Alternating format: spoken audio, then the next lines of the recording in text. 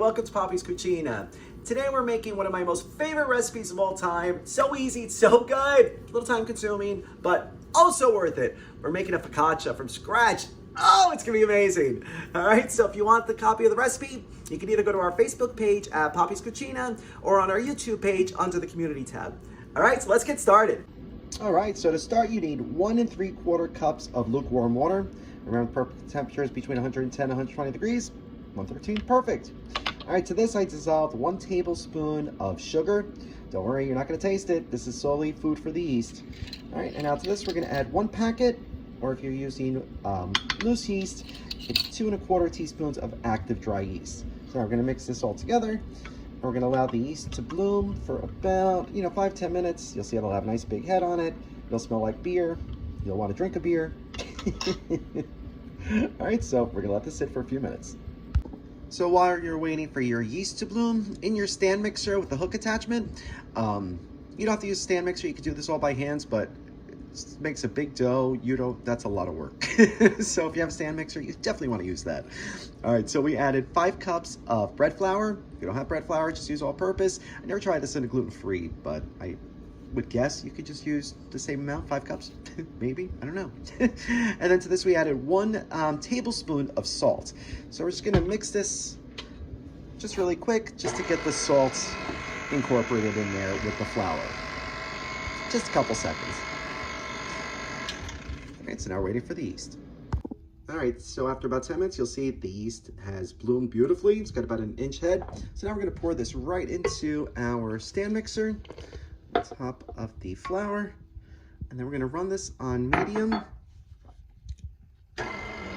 low. All right, we're just gonna let this mix until the dough starts coming together, and then we're going to add 1 more ingredient. There we go.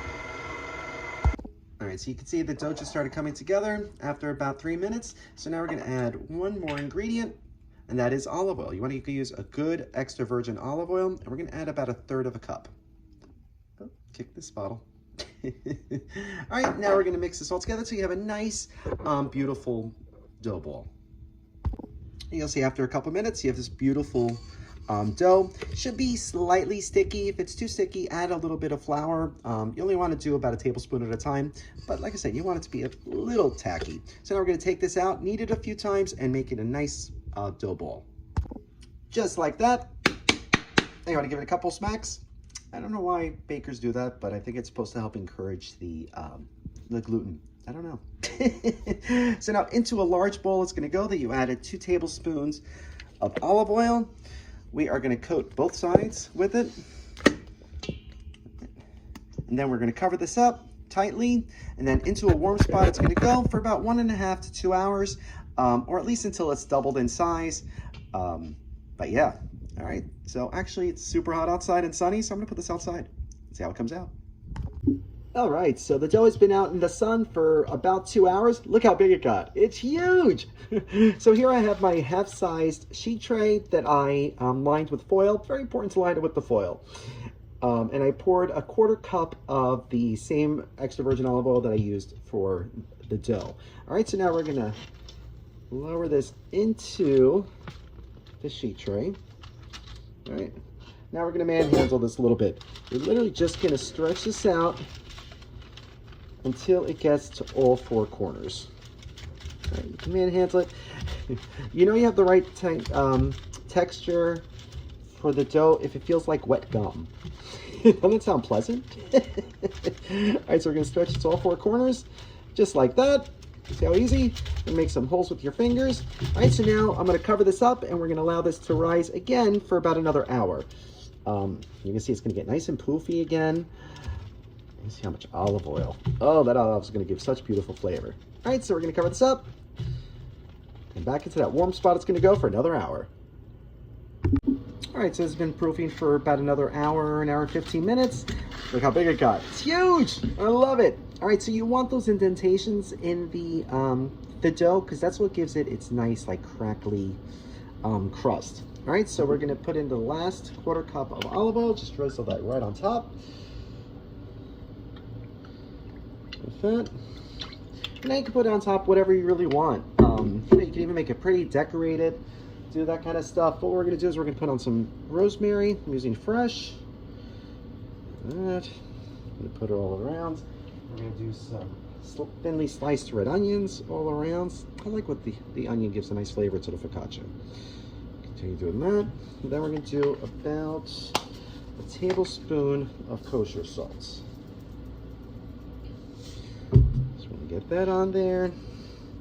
All right, so we're gonna finish putting on the toppings, just like that. And now into a preheated 425-degree oven. It's gonna go for about 20 to 30 minutes, depending on your oven.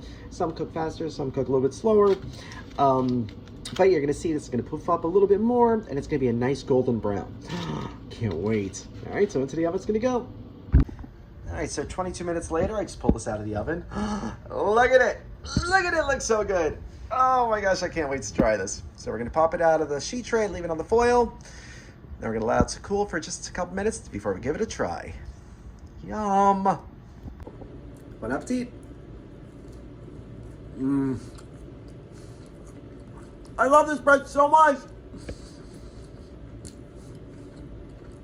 By far one of my best recipes. It's so light and airy. It almost tastes buttery.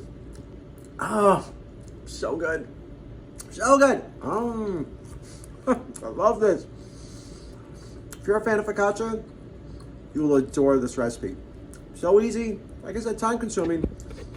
Especially if it's a hot summer day and it's really sunny outside, let your bread proof outside. Because this is what happens. Magic. Magic happens. Look at that.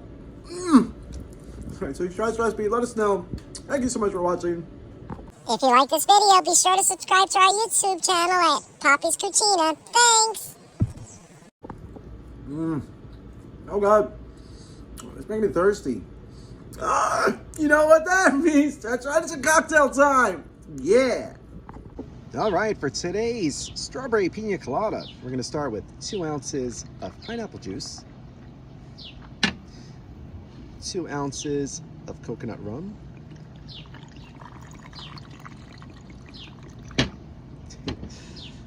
that was around 2 ounces, 1.5 ounces of vodka,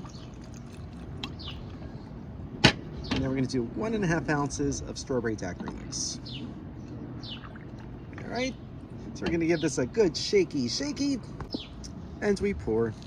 Let's see. Ooh, that looks nice. That looks oh so nice. Yes. Cheers.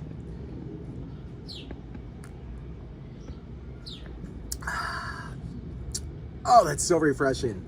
So refreshing. I'm not even getting that vodka burn. Oh, but it's so like the strawberry and the coconut. Oh, this is a cocktail you need on the beach. Absolutely. So if you try this drink recipe, let us know. Thank you so much for watching.